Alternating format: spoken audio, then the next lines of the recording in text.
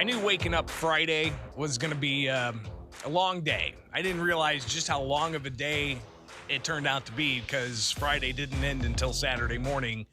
For me at least, 11 o'clock in the morning. I did get like a 2 hour nap in there somewhere, but that was after the legislature wrapped up in the House at least at 6 in the morning. So it's been a long time since I've done one of those 24-hour plus days, and I'm still kind of feeling it here now. It's Thursday, right? Springfield's Morning News. I'm Greg Bishop. Outside of WMAY, I go and cover statehouse action and bring you all of the details and share that news with the a statewide audience. So it definitely keeps me busy, but no way, in any way, shape, or form, am I nearly as busy as law enforcement is. And they are on the streets doing what they can to combat crime, to arrest criminals, and to develop the necessary evidence to hold those criminals accountable. But obviously, the past few years, there's been changing sentiments. There's been a retrained focus on certain aspects of criminal justice and police regulation. But the most recent legislative session did focus on some law enforcement support, including millions of dollars for a variety of things. But what are some of the things that are left undone? We'll talk about some of that and more here now with the Illinois Association of Chiefs of Police, the president of that organization, Hazel Crest Police Chief Mitchell Davis. He joins us now on Springfield's Morning News. I'm Greg Bishop. Chief Mitchell, thanks for taking time with us. How you doing out there? I'm great. Thank you for having me, Greg. Absolutely. So the association, they did before session really got heated into the early morning hours Saturday. About a week before, you guys put out a request of sorts, around $759 million for a variety of things. How did you guys do with this legislative session that wrapped up? I know there's a lot still to go through, but what are some of the top line items you guys have been able to see so far?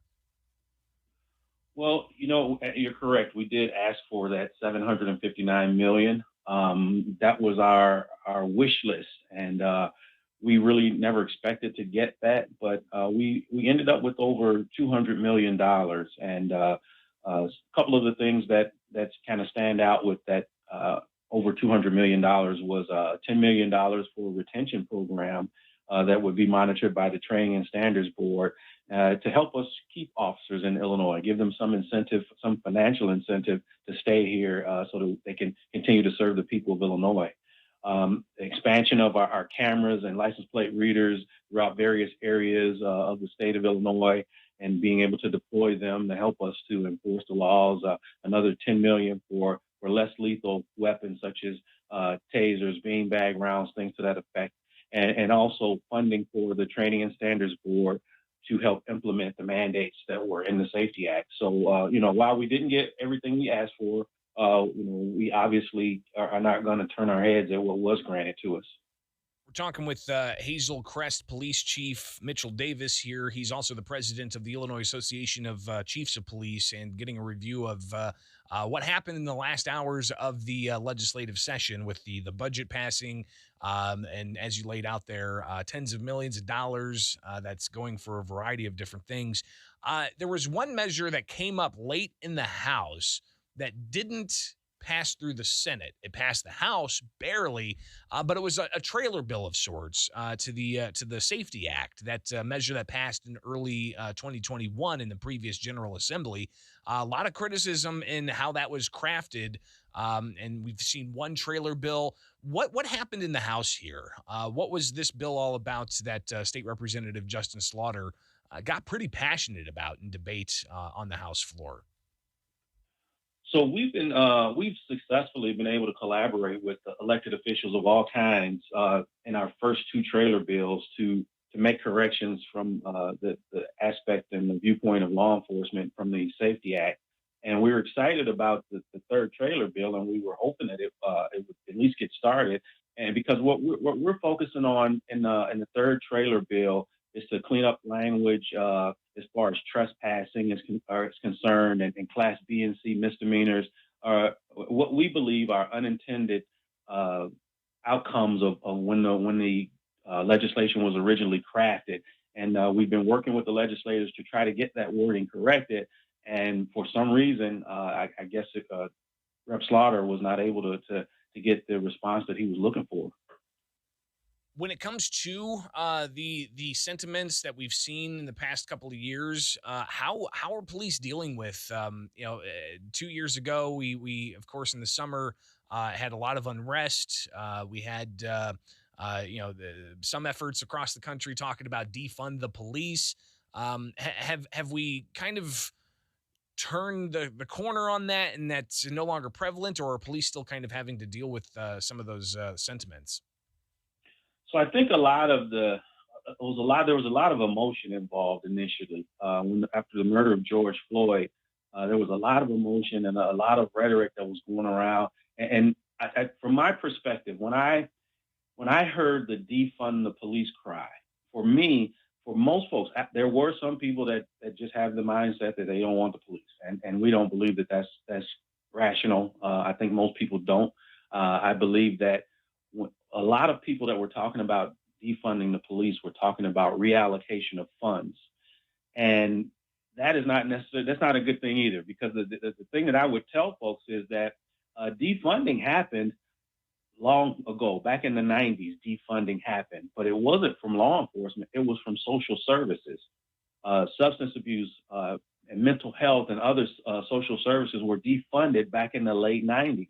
And what normally happens is when there's nobody else to take care of stuff as it pertains to society, everybody looks to law enforcement. And when those things were defunded and those became responsibilities by default for law enforcement, now they want to make us have, a 40-hour class. And we do what we do to protect our communities. We're going to rise to the occasion, but it does not equip us like professionals whose primary job it is to deal with those things. But when they defunded those things back in the late 90s, even though we got the responsibilities, we didn't get the money that they saved by defunding that. So we were forced to operate on our existing funds and expanded responsibilities. So when you talk about reallocating funds, it's not fair to law enforcement because we were never given that money in the first place. So it presents challenges for us, but I believe that emotion now has not gone away, but it's more rationalized, and people are realizing more so our worth and how important we are to our communities. And I believe that shift is starting to happen, and people are starting to see it in that way. Again, we're talking with the president of the Illinois Association of Chiefs of Police, Hazel Crest Police Chief Mitchell Davis, here with Springfield's Morning News. I'm Greg Bishop. And Chief Davis, we've got a story. I don't know how closely you've followed it in Springfield, but there was a former police officer who allegedly made years worth of racist comments on social media, and instead of being investigated, this officer decided to resign. That's sparked a conversation in this community to focus on unity, to focus on rooting out that type of sentiment within the ranks of law enforcement. And this alleged comments weren't just against Black Americans; they were against Jewish Americans, they were against the homeless people. So there's that sentiment that at least was portrayed on social media, allegedly by this former officer. But there's concern that that's more prevalent than people may think. What's your reaction to that, especially as being a Black man in law enforcement? One of the things that I like to share with folks is that, our law enforcement is a microcosm of our society. So absolutely, there are folks who have extreme views in one way or another within law enforcement. But the thing that my hope and my prayer is from an accountability standpoint, from a self accountability standpoint for law enforcement, so that we in law enforcement, when we know who these outliers are. So I guarantee you, though it came out on social media that this guy was doing these things, there are people who work with him every day who knew who and what he was. And we've got to get to a point, and I'm not saying everybody, but we've got to get to a point where we hold ourselves accountable. And good police, good law enforcement officers know that those outliers and those bad officers who do things, they make it hard on the majority of those officers that come to work every day wanting to do the right things for their community. So as leaders in law enforcement, we've got to set an environment so that those who are doing things right can call out those who are doing things wrong without being ostracized, without being targeted by those folks. And so it's up to us as leaders in law enforcement to do that. And that's a major priority to root out those cultural things. Yeah, I think I've heard the saying that nobody hates a bad cop more than a good cop. So I think Absolutely. that's something that we definitely want to see more of. Chief Mitchell Davis with the Hazel Crest Police Department. He is the president of the Illinois Association of Chiefs of Police. Greatly appreciate you taking the time with us here with Springfield's Morning News, and we'll connect again soon. All right. Honored to be here, sir. Thank you for